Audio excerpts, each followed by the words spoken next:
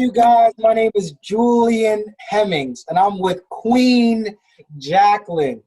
And we're going to talk about her experience of getting into a PhD program, her background, and then what eventually caused her to leave the program. So, Jack, you want to introduce yourself a little bit? My name is Jacqueline Brown Gaines, and I'm from Los Angeles, California, currently here. And I've always been a lover of education, of history, of like learning in school. Like I had a really positive schooling experience growing up here, and I had very diverse experiences. I grew up in Inglewood and like all over kind of the place.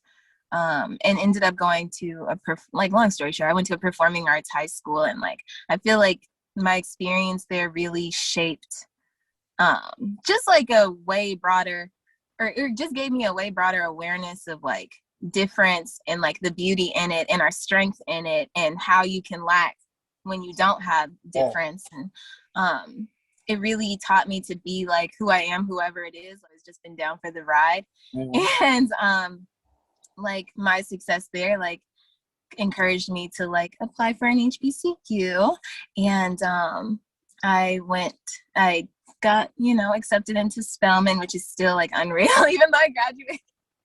And I absolutely freaking love my school.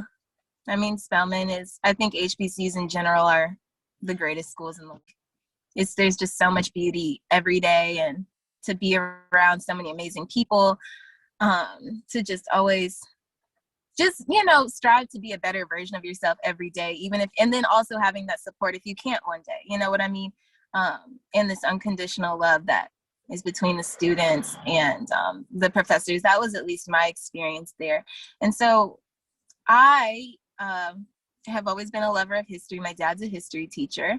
And so when I went to Spelman, I kind of just, I wanted to be a doctor at first, and saw that it was a lot of science, and I was like, oh, there's absolutely no way. So I kind of just fell into history because it was like, I wouldn't say it was easy for me, but it does come pretty naturally because I understand like my histories, my family's histories, and just how we can have like how every day is like a part of history, and we should like be aware of that and also embrace it and like find beauty in it. And then also it's pretty much storytelling, and I'm like a daydreamer, so I love thinking about people's lives. And so when this is, of course, how me and Julian met, was in the Mellon Mays Undergraduate Fellowship, LOL. You actually have my Morehouse shirt on today, represent the hats.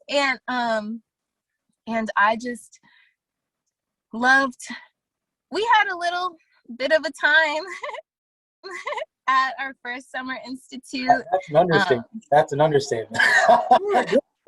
You were good at it. I sucked at it in the beginning. It was horrible. You didn't suck at it.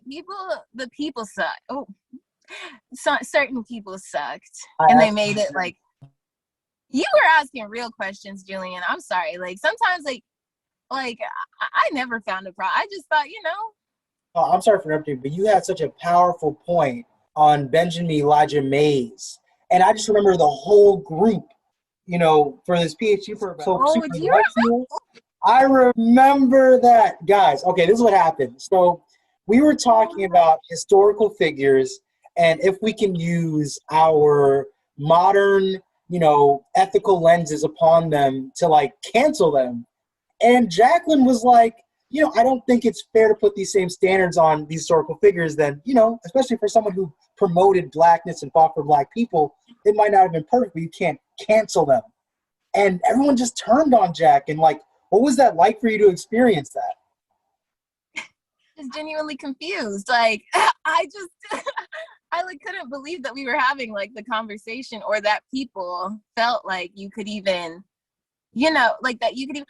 I'm not saying that in like, this is as a historian, like, and my thing is, I'm not saying that we shouldn't.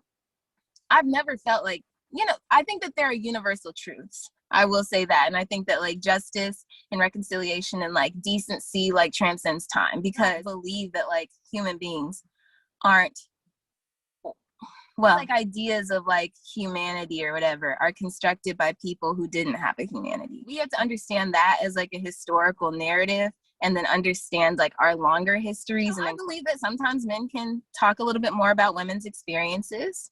I do, but I also believe that we live in we do live in a sexist society where we don't really have the language, or the language, we do have the language, but it's developing,